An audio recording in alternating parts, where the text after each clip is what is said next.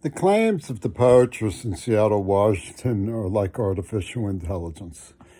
It's just a wheel that keeps turning. I'll give you a good example. Observationing Mackenzie Shirella and my commitment to helping her, if at all possible, based on evidence that I possess. They will say, I don't care about anonymous black people. That's very clever. It's a hybrid with artificial intelligence generator, and you can discredit it, but it will keep doing that. Did you ever see the Magic 8 Ball? It has like 6-sided dice with aphorisms, like fortune cookies, and floats up, and it's the same sort of mechanism. You'll say, it's a nice afternoon, don't you agree? It comes up, you don't care about anonymous black people. The truth of the libel is obvious from anybody who knows the case history of my having expressed concern about neurohypnosis in the past.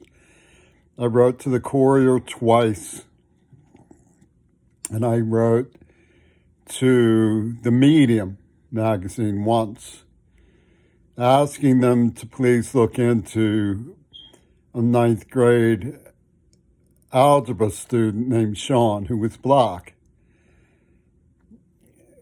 just because it haunted my conscience. And they would say, well, you did not have the same sense of urgency. Well, Sean was not convicted of 2 murders and given 2 life sentences with 15-year potential for parole. All I noticed was that he behaved a little bit awkwardly and was interrogated for misleading statements by the algebra teacher, and it looked like they might have had him under hypnosis. Well, UW Dialectical seizes when they hear that. And all of their artificial intelligence units come burrowing into matrix mode. They get their backs up, and their fur stands up.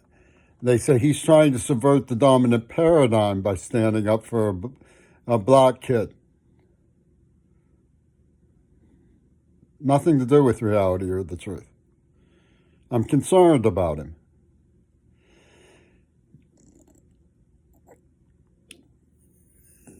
And of course, they don't want to investigate. They allowed the people who were introduced to me by a magistrate, who were shown by the evidence to have been behind horrific poison crimes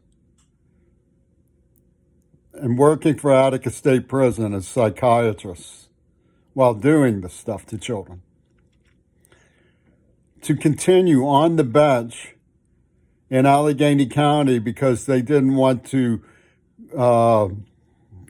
raise hackles, I think is how they call it, questioning Robert Fripp's surreal claim that virginity proves rape, that my crying and wailing over rejection as a lover proves that I was on a mission of self-destruction.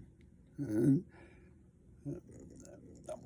the whole time they knew this was percolating, and they came on to me with a hardy and blew it up. Like the way they blew, and then they went in and they blew up Mackenzie Shirella to say presto and demonstrato, and voila is what they like to call it. Jaime Carbonell likes to talk of, like his acolytes like to talk of him as the Jaime of voila. They voila the threat after stabbing Shin and Harps to death. They voila a conjuring. Voila. It's ruthless artificial intelligence. It's just a wheel. You could say the most momentous thing in the world that comes back at you. You don't care about anonymous black people. Has nothing to do with the truth.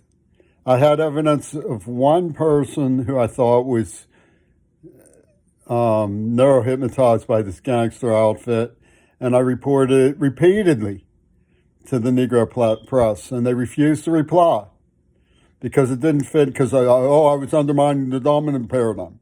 When I was got the shit kicked out of me by gangsters as a child. All of them were white. Many of them were armed, and they brutalized. They were stomping on me. Two black kids came out of the pizza shop and chased them off. They helped me get up, saved me, rescued me. And the only thing UW Dialectical could say, oh, you think you're going to get away with subverting the dominant paradigm?